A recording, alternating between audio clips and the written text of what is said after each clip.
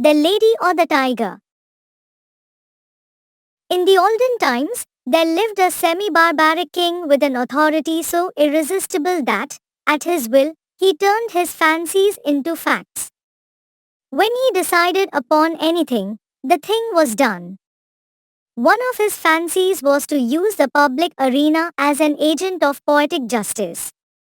For this purpose, the king built a vast amphitheater, with encircling galleries, mysterious walls, and unseen passages.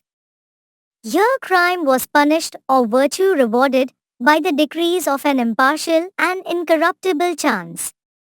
When a subject was accused of a crime of sufficient importance to interest the king, public notice was given that on an appointed day, the fate of the accused person would be decided in the king's arena. When the people had assembled in the galleries, the king, surrounded by his court, took his seat high up on one side of the arena. At his signal, a door beneath him opened and the accused subject stepped out into the amphitheater. Directly opposite to him, on the other side of the enclosed space, were two doors, exactly alike and side by side. It was the duty and the privilege of the person on trial to open one of the doors. He could open either door he pleases, subject to no guidance or influence. If he opened the one, there came out of it a hungry tiger, the fiercest and most cruel that could be procured, which immediately sprang upon him and tore him to pieces as a punishment for his guilt. But, if the accused person opened the other door, there came forth from it a lady, the most suitable to his years and station that his majesty could select among his fair subjects, and to this lady he was immediately married, as a reward of his innocence, whether he liked it or not. This was the king's semi-barbaric method of administering justice. Its perfect fairness is obvious. The criminal opened either door he pleased, without having the slightest idea whether, in the next instant, he was to be devoured or married. On some occasion, the tiger came out of one door, and on some, out of the other. The decisions of this tribunal were not only fair but also immediately effected. The accused person was instantly punished if he found himself guilty, and, if innocent, he was rewarded on the spot. There was no escape from the judgment of the king's arena. The institution was a very popular one.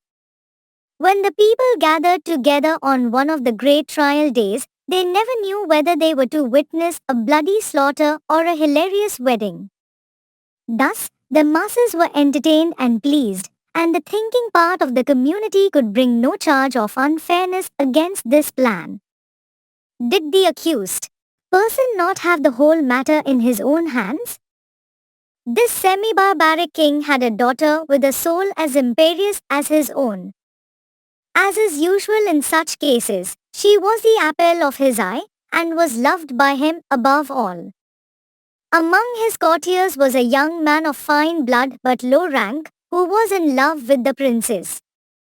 The royal maiden was well satisfied with her lover, for he was handsome and brave. This love affair moved on happily for many months, until one day the king happened to discover its existence. He did not hesitate to do his duty. The youth was immediately cast into prison, and a day was appointed for his trial in the king's arena. This, of course, was an especially important occasion, and His Majesty and all the people were greatly interested in the proceedings and development of this trial. The young man and the princess loved each other, but the king would not allow any fact of this kind to interfere with the working of the tribunal, in which he took such great delight and satisfaction. No matter how the affair turned out, the youth would be disposed of, and the course of events would determine whether or not the young man had done wrong in allowing himself to love the princess. The appointed day arrived. From far and near, the people gathered and thronged the great galleries of the arena. The king and his court took their places opposite the twin doors. All was ready. The signal was given. A door opened and the lover of the princess walked into the arena. Tall, beautiful, fair, his appearance was greeted with a low hum of admiration and anxiety. Half the audience had not seen so handsome a youth. No wonder the princess loved him. What a terrible thing for him to be there. The youth advanced into the arena and turned, as the custom was, to bow to the king. His eyes fixed upon the princess, who sat to the right of her father.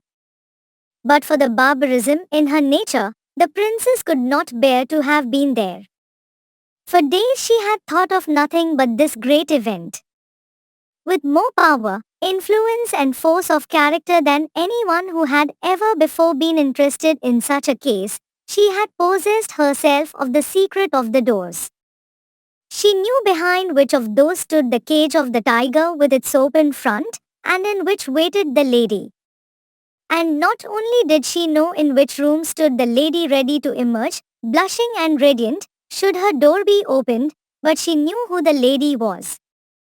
It was one of the fairest and the loveliest maidens of the court who had been selected as the reward of the accused youth, should he be proved innocent of the crime of aspiring to one so far above him, and the princess hated her.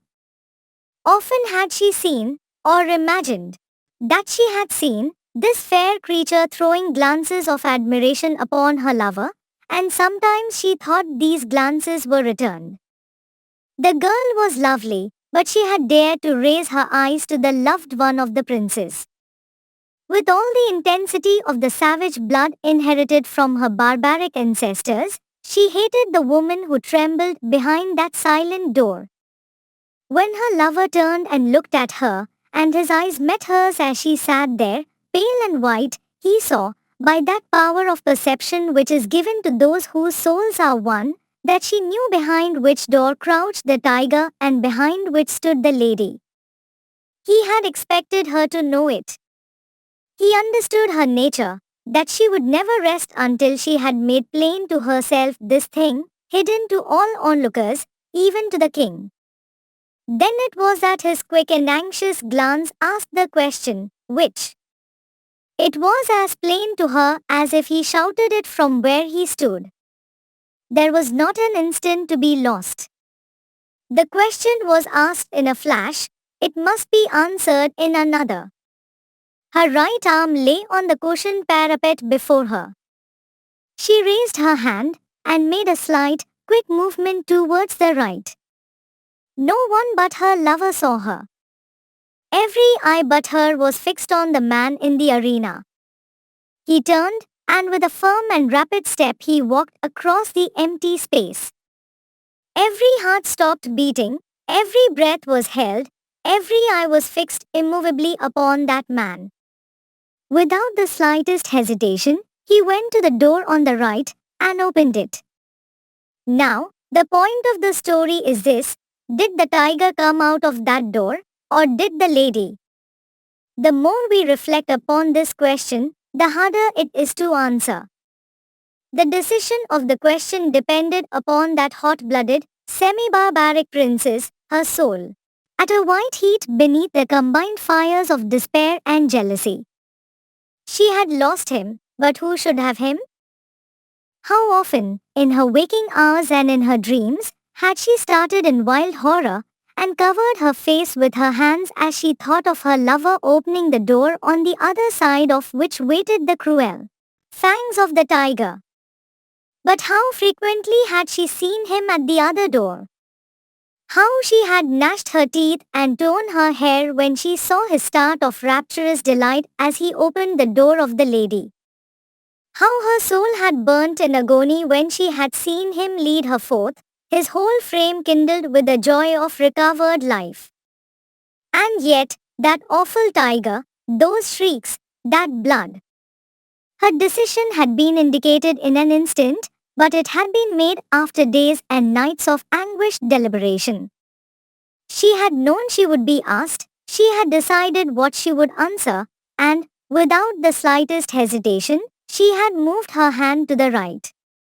The question of her decision is one not to be slightly considered, and so I leave it with all of you. Which came out of the open door, the lady or the tiger?